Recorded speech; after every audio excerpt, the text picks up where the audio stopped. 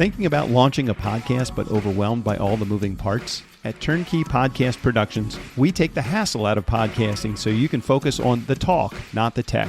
From concept to launch, guest booking to post-production, we handle everything. Need a strategy to grow your show and turn guests into clients? Yep, we do that too. DIY or done for you, we've got the solution that fits. Whether you're just getting started or ready to scale, Turnkey is your behind-the-scenes podcast team. Turnkey Podcast Productions. Your voice, your message, fully produced. Learn more at turnkeypodcast.com/contact. That's turnkeypodcast.com/contact. Next on this episode of The Nice Guys on Business.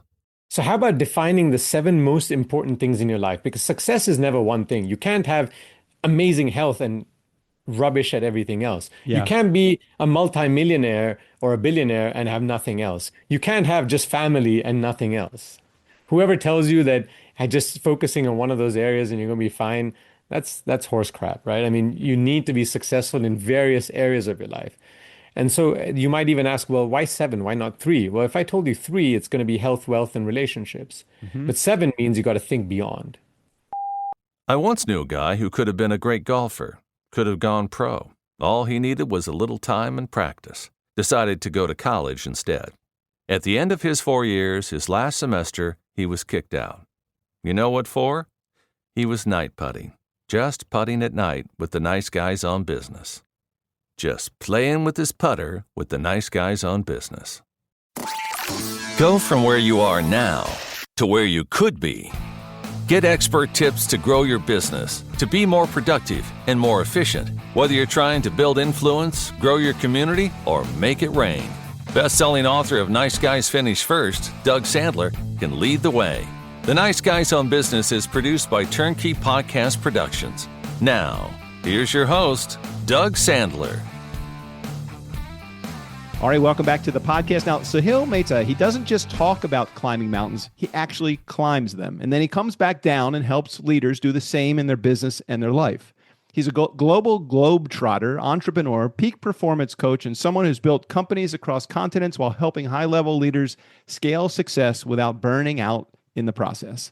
From the boardroom to the base camp, he's all about one thing, helping you grow faster, stress less, and build a life that you don't need to take a vacation from. I'm loving this conversation that we're going to have. And now in 11 years with this podcast, I've talked to thousands of guests. I've only talked to, I think, one other that has gotten to scale any cool mountains, but this is going to be a very cool conversation. Saahil, welcome to the podcast. Doug, it's awesome to be here.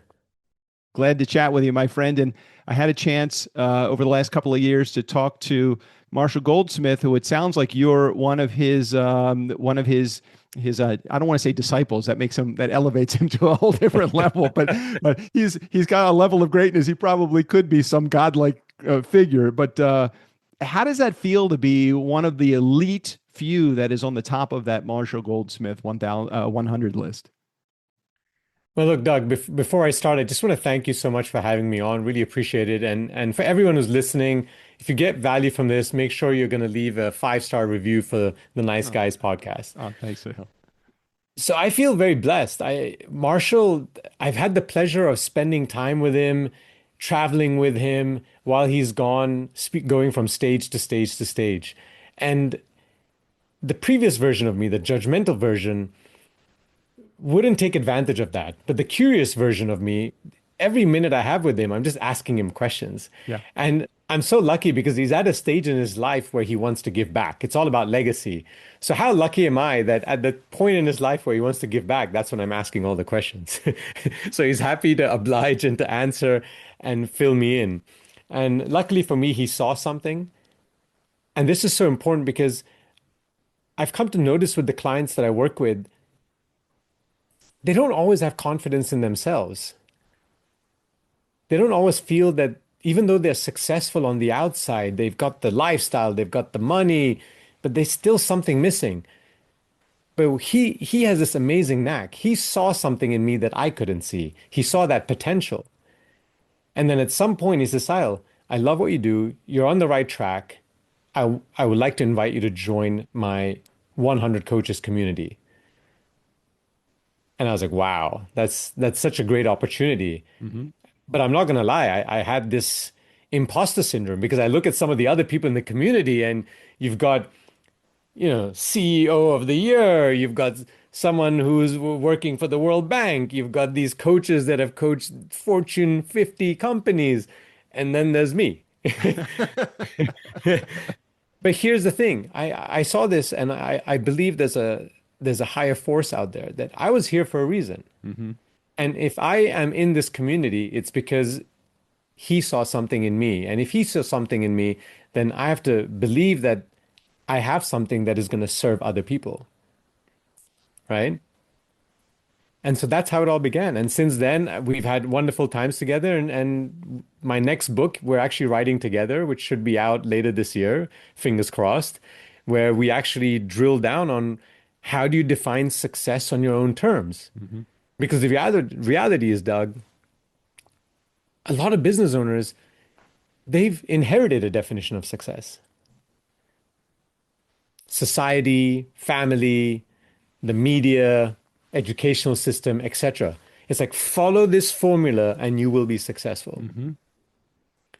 And they nailed it. They followed it so well that they have the money, they've got the lifestyle, they probably have the car, the watches, the handbags, the you name it. They're living the life, but they're not feeling it. And that's because the formula, the system that they were following, it wasn't theirs. And so now it's all about, what is my definition of success? Not what the outside world threw at me. What is my definition of success? And so we give them the tools in this book to define what it means to them. And as the second phase is, as they're scaling their summits of success, what is in their backpack? Because if they have stuff in there that's not giving them enough benefit, or even worse, clutter that's weighing them down, it's going to slow them down. And then the third step is in the book is really focusing on, how do you ensure you take one step forward every day? It's not about the big leaps and the big jumps. Just take one step forward each day, and slowly but surely you make it. So yeah, that's my experience with Marshall, and I just feel very grateful that he's entered my life.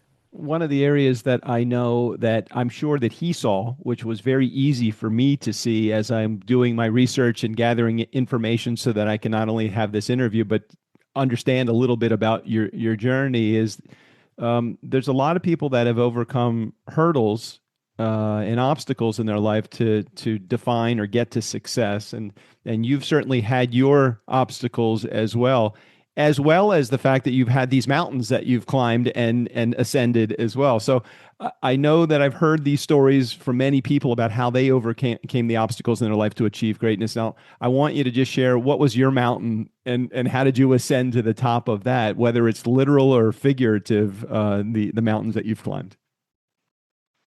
So at the age of 36, like many of the listeners here, I I checked all the boxes, right, of success. I had the money, the lifestyle, the family, the car, the big villa, etc. But I didn't feel fulfilled. I was facing challenges with my health. I was having these energy dips, right? And when I say energy dips, at some points there was energy became so low. I was so lethargic. What would normally take me 15 minutes might take me over an hour to complete. Mm. I'm having some relationship issues with the spouse and with the parents, but not big enough where I'm taking it seriously enough. But it's there in the back of my mind. But I just chose to ignore it, right? Just like let me slip it under the rug. Mm-hmm. Maybe it'll go away.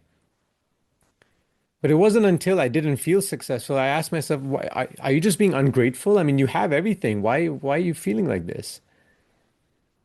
And as look deeper inside, and the research that we've done for the book with over 100 business owners has also shown, it's this definition of success was inherited. It wasn't mine.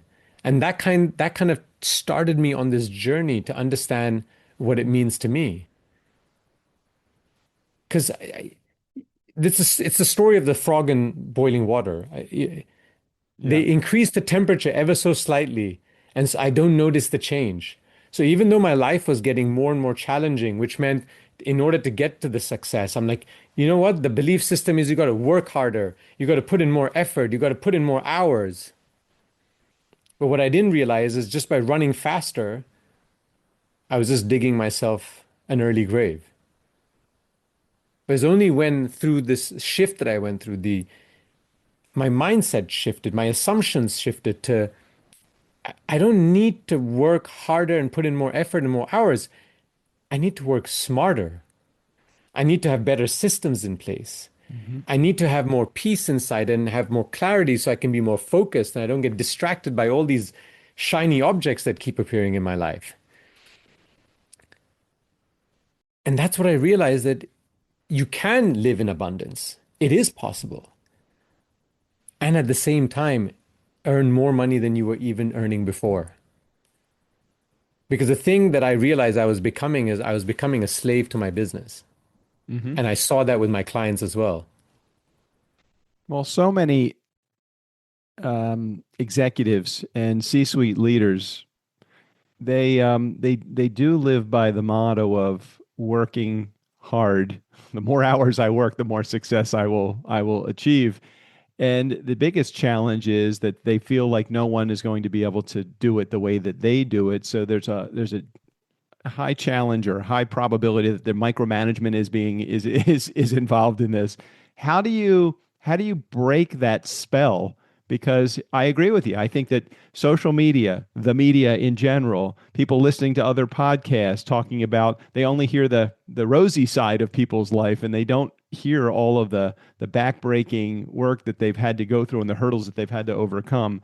They just see success and start defining it. So you're right. I think most people haven't inherited that definition of success. But how do you break that spell when you first come across someone? It's almost like you can't sell them the idea that they need your coaching services. They need to come to you understanding that they have a problem that needs to be resolved. Is that how it starts, or how do you break the spell? Let's start there.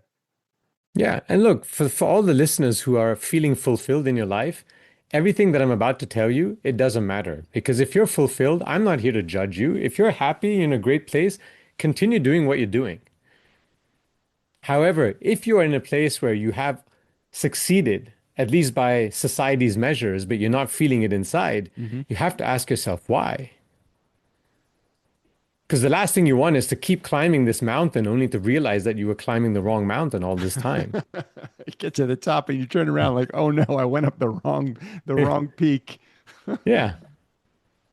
So here's the thing. What if you asked yourself, what does success mean to me? And I'll give you an example. In the mountaineering world, you have something known as the 7 summits. These 7 summits are the tallest mountains on each of the continents. Once you've conquered all 7, you've conquered the world. Right? It's just a metaphor. It got me thinking, what if you conquered your inner 7 summits? So how about defining the 7 most important things in your life? Because success is never one thing. You can't have amazing health and rubbish at everything else. Yeah. You can't be a multimillionaire or a billionaire and have nothing else. You can't have just family and nothing else. Whoever tells you that just focusing on one of those areas and you're going to be fine, that's horse crap, right? I mean, you need to be successful in various areas of your life. And so you might even ask, well, why 7? Why not 3? Well, if I told you 3, it's going to be health, wealth, and relationships. But 7 means you got to think beyond. Yeah. What are some of those smaller, well, you think they're smaller, but they're actually very important elements in your life. So for example, in my life, fun and recreation popped up. And I was like, wow. Like if somebody asked me my definition of success, that wouldn't have come up if they only asked for 3 things. But because Right. there was 7, it popped up. So once I defined my 7, I'm like, okay, well, what does the peak of that mountain look like? And where am I now? Because that gives me my gap.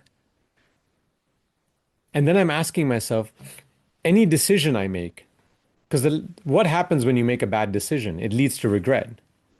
Now, this formula that I'm sharing doesn't mean you'll never make a bad decision. However, it can reduce the chances of a bad decision being made. Right. So now when you have a decision, you ask yourself, what is the net effect on these 7 summits? Because I've seen with my clients over and over again, they keep telling me, Saahil, my priorities are The biggest priorities are my health and my family. And then I check their calendar and when they're sharing what they do, I'm like, it doesn't sound that way. It sounds like business first. No, no, no. It's just now I've got this big project. I've got this new office It's that's always opening in a something. different in a different region. Exactly. It's always there's some sacrifice. And I said, look, I get it. I run multiple businesses. I get it that you have to make sacrifices. But when it's always a sacrifice, it's no longer a sacrifice, it's a choice. Hmm. So let's just be honest with ourselves. But now when they have these 7 summits and they're making a decision, they can go, okay, I go up these mountains, I go down these mountains, but overall I'm going up. It's a good decision. Let's go. But if I'm going overall down and it's not a sacrifice, I may question that decision. So it brings a lot of clarity because the last thing you want is to wake up one day. And I'd love to just share the 5 regrets of the dying. You've probably heard about this, No, right? I'd love to hear it. Some close people in my life have passed, and I would like to know these, and I know that I'm glad that you're going to touch on these because these are really really important for those in our listening audience to hear.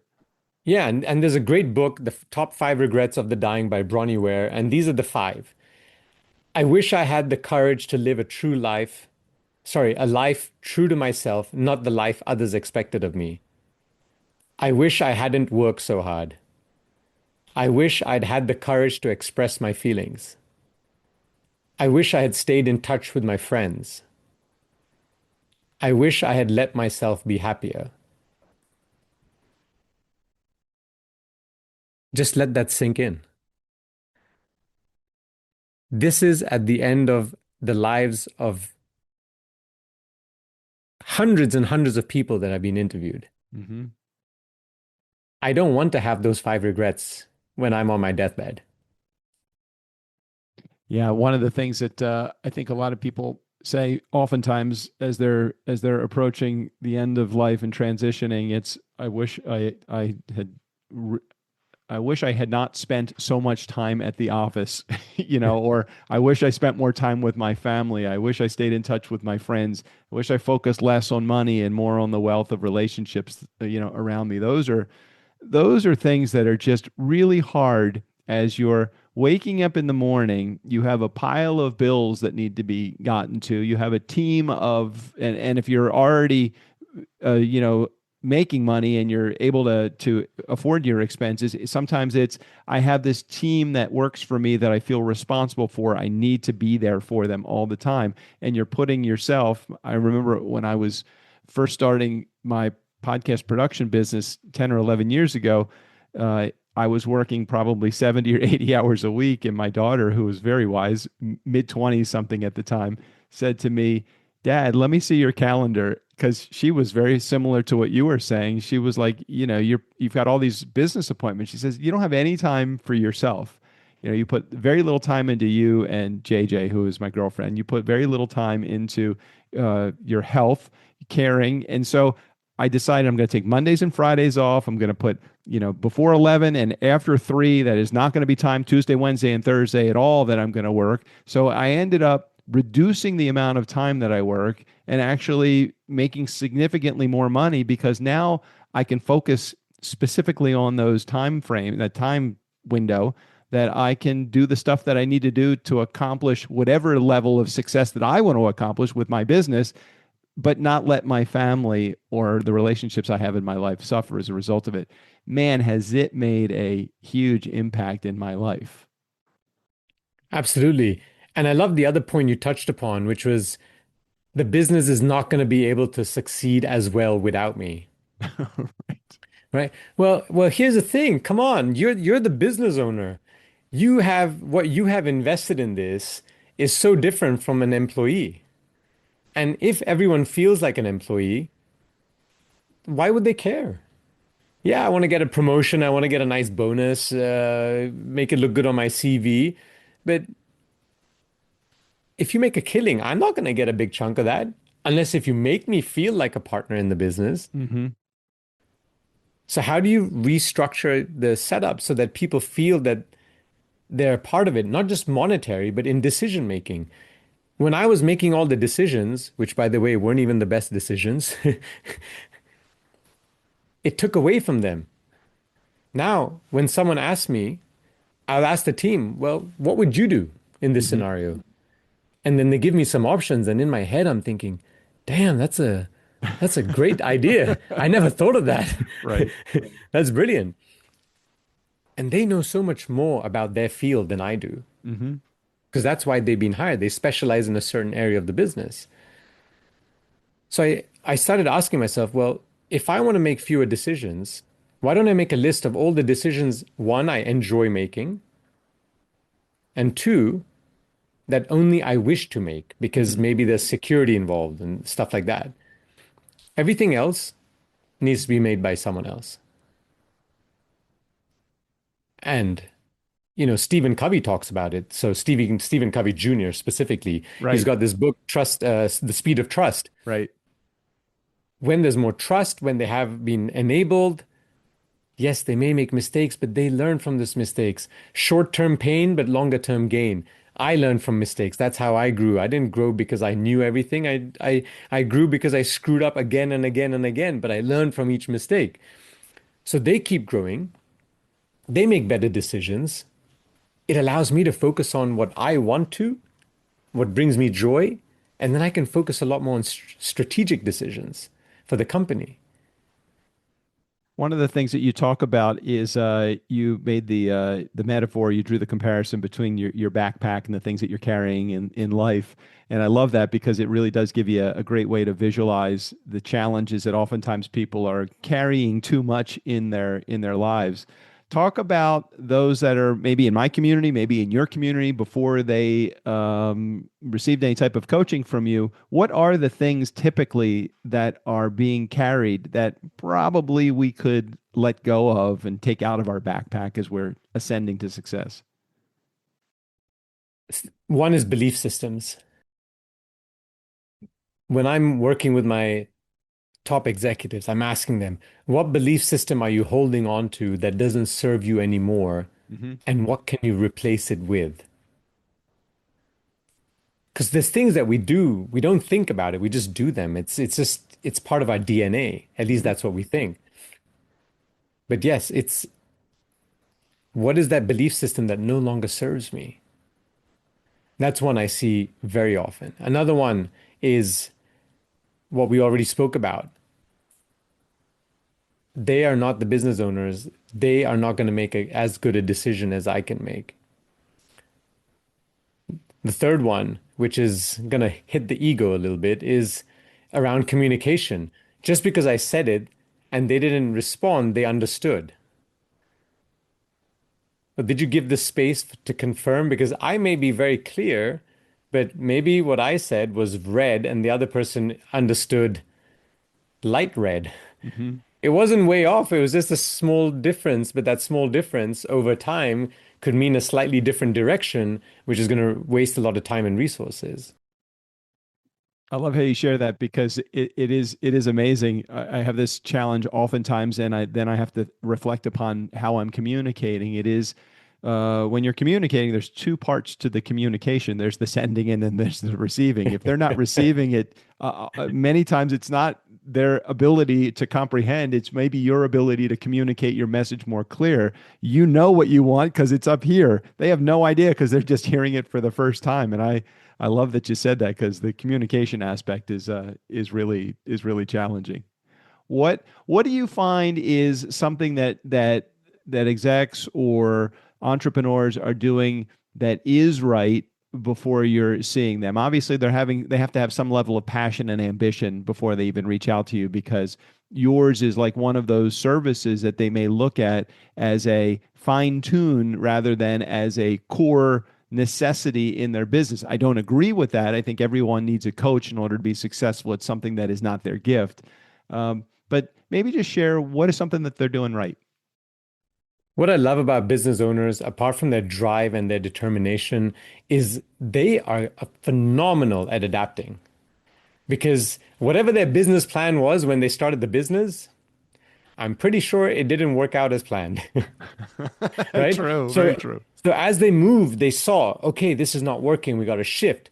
maybe some external economic situation happened or global event happened, they shifted.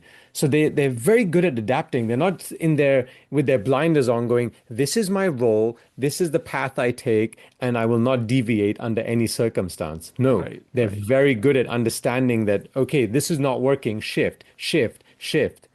And that's what I love because when they come in, they already have the mindset and the willingness to adapt and to evolve.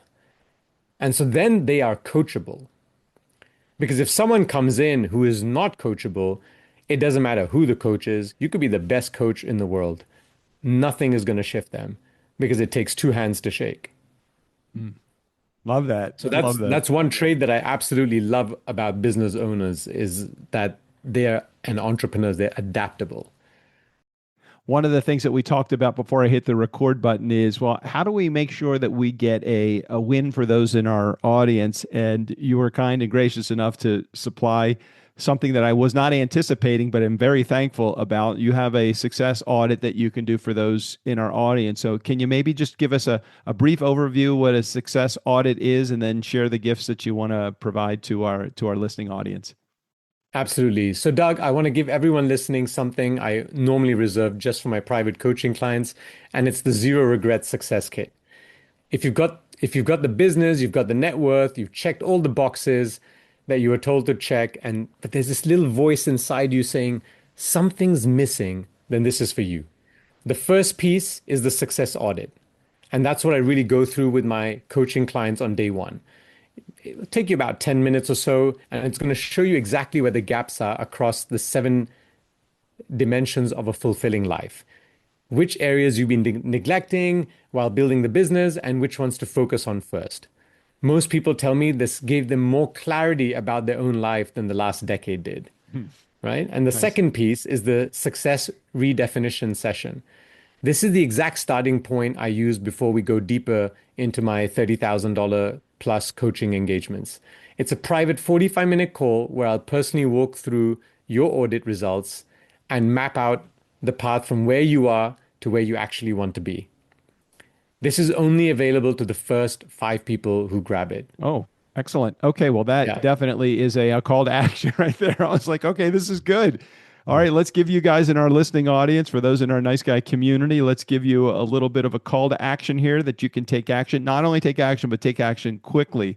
Now, it's a fairly long URL, so just follow over to the show notes. Just click the link in the show notes. It's right next to the wording that says "Success Audit as discussed on the show." You cannot miss it. It's going to be the first thing in the show notes that you'll be able to see, and it will be a link that all you got to do is click on. But you got to be one of the first 5 to get that hands-on call with Saahil to get started. There is no charge for it. There's no obligation to move any further than that. But hey, look, he's offering something free, and he obviously, maybe not obviously to you and our listening audience, obviously to me in my research and understanding who it is that is actually involved in Marshall Goldsmith's programs, I know that this will be something that will be rewarding for you. Saahil, before we wrap up, I need to know some personal stuff about you. Tell me, like, what you're in Dubai right now. What drives you on a daily basis? I know your clients, your friends, and your family, health, and all of that. But get underneath that. Give me a little bit of the granular stuff. What drives you towards achieving your daily goals? Well, look, Doug, as I mentioned in the beginning, I run a couple, multiple businesses. Coaching is one of them. I don't need to do the coaching. I do it because I love to do it. And I love to do it because it's in line with my purpose. I believe that I'm here, and so are these listeners. We all have our needs. None of us can say we struggle with the basic needs. So if I've been blessed with this life where I have everything that I need and more, it's my turn to now serve as well. And if I know that I can make a difference in someone else's life, wow, what a gift. But here's the thing, and this is what people don't realize, is that it's also selfish, because when I'm making a difference in someone else's life, I feel freaking great. That's So just to make myself happy, I serve others, and that's what keeps me up. So behind every successful entrepreneur or leader is someone that's there on the sidelines cheering them on. Who's your cheerleader, Sahil? I'm going to say it's my mom. No matter what I go through, she's always like, you can do it. Amen, In my brother. darkest days, in my toughest moments, you can do it. And that's all I need to hear. As the son of a 92-year-old who I talk to almost every day. I lost my dad in the mid 90s, but my mom is alive and well and running her social scene there in Baltimore, Maryland. So it is. I agree with you. There are some people that are close to me in my life, but holy gosh, my mom is a cheerleader all the way through. She'll see me go through whatever devastating moment that I went through. She goes, "That's all right. Just get up, keep moving, and do it again." So I appreciate that, and God bless your mom, Sahil. That's so good to hear. Thank you. So Sahil, before we wrap up today, let's just review for just one quick second. For those in our audience that are interested, they have the success audit that also is called. There's something you said, living a life of no. What's it called? I don't want to misname it here. Living a life of zero regret. Zero regret. All right, great. So make sure that those in our listening audience, again, take the success audit, live a life of zero regret, get in touch with Sahil through the link in the show notes. Sahil, thank you so much for sharing your message and your inspiration with our community today. It's great to be here. Thank you. Nice Guy community, never underestimate the power of nice. Again, special thanks to Sahil, all of his information, including access to his audit, right there in the show notes. Steve O'Brien, go ahead and take us out of here. For the Nice Guys on Business, I'm Steve O'Brien. Fill up your week with the Nice Guys. 5 episodes a week. Isn't that like some kind of a war crime? Why don't you just waterboard these poor people?